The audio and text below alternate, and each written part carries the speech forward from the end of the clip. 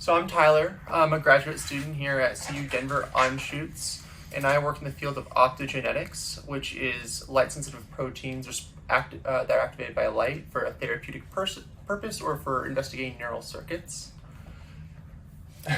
I'm Stephen Huddle. I'm the lab manager here, so I deal with all the mechanical aspects as well as a lot of the design work that goes along here at the Weir Labs, which is the Biomechatronics Lab here at Anschutz campus.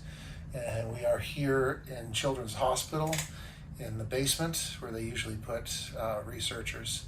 So it's kind of what we do. Wonderful. Tell us a little bit about how you use additive manufacturing.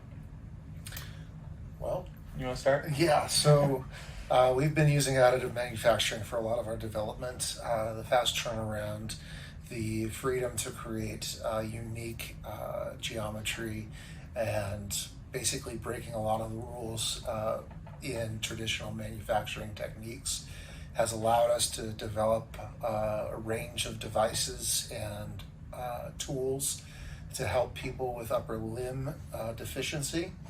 So we try to basically find the best way to help people that have lost their upper limb, a hand, a finger, or thereabout. That's part of what Tyler's been working on here. Yeah, that's the driving factor behind it at the end of the day. Right, so the reason we're purchasing the B9 Creations printer is because it allows us to print at high resolutions in new materials that we think would be beneficial for implantation. So, Yeah. yeah. Anything that's soft and biocompatible that we can get at high resolution is really what we're looking for, because of a lot of the science we're working on right now that I'm with is actually done in mice, which are very small compared to humans. How's your experience been working with the B9 Creations team?